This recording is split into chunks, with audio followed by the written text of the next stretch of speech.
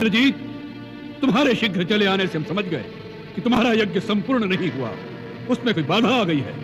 उसका बाधक आपका अनुज भ्राता कुलद्रोही विभीषण निकला, जो शत्रुओं को मंदिर के गुप्त स्थान पर ले आया और यज्ञ विध्वंस करा दिया। विभीषण, विभीषण, फिर भी तुमने उस नीच देशद्रोही को जीवित छोड़ दिया। पिताश्री, मैंने उसी के लिए इतने दिनों से यम अस्त्र बचा कर रखा हुआ था। आज मैंने वही यम अस्त्र उस पर छोड़ दिया, परंतु लक्ष्मण ने एक ऐसी शक्ति चलाई जिसने मेरे अस्त्र को रास्ते में ही तेजहीन कर दिया। उसका तोड़ भी विभीषण ने ही बताया होगा। नहीं, उसका तोड़ देवताओं के सिवा इस धरती पर कोई नहीं जानता। तो क्या लक्ष्मण को देवताओं ने बता दिया? नहीं, उसे बताने की कोई आवश्यकता नहीं।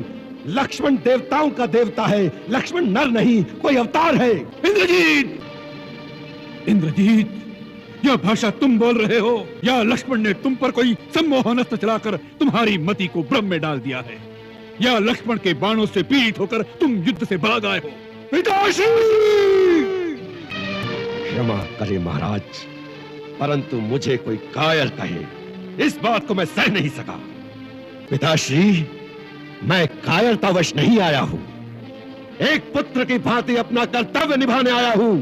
आपका कल्याण हो, इस प्रयोजन से आपसे यह कहने आया हूं कि आप अपने आप को, आपके साथ वैभवशाली राक्षस जाति को और लंका देश की समृद्धि को सर्वनाश होने से बचा लें। अब भी समय है पिताश्री, आप सीता का मोह त्याग कर श्री राम की शरण में चले जाएं।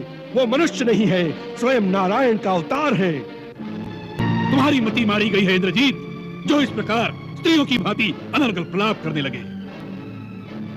यह वीरों की भाषा नहीं। तुमसे किसने कह दिया कि वह वनवासी छोकरे भगवान का अवतार है? मेरे अनुभव ने। आज मैंने लक्ष्मण पर उन तीनों अस्त्रों का प्रयोग किया जो अमोघ हैं, जिनकी शक्ति से बढ़कर तीनों लोकों में कोई अस्त्र नहीं, जिनका ना कोई तोड़ है। पहले मैंने ब्रह्मास्त्र चलाया, परंतु वो लक्ष्मण का वध करने से इनकार करके तेजहीन होकर लौट आया। क्योंकि कल एक समय जब लक्ष्मण मुझ पर ब्रह्मास्त्र चलाना चाहता था तो राम ने उसे नीति विरुद्ध कहकर रोक दिया था। आज ब्रह्मास्त्र ने मुझसे भी यही कहा था कि इस समय इसका प्रयोग नीति विरुद्ध है। इसके चलने से देवलोक, पाताल, पृथ्वी, तीनों लोक में विनाश की ज्वाला भड़क उठेगी। परंतु यह सब अधर्म और अन्याय को विजय दिलवाने के लिए नहीं हो सकता, इसीलिए ब्रह्मास्त्र तेजहीन होकर लौट आया। मैंने शिव का त्रिनेत्रधारी पाशुपात अस्त्र चलाया, परंतु वो लक्ष्मण को प्रणाम करके लुप्त हो गया।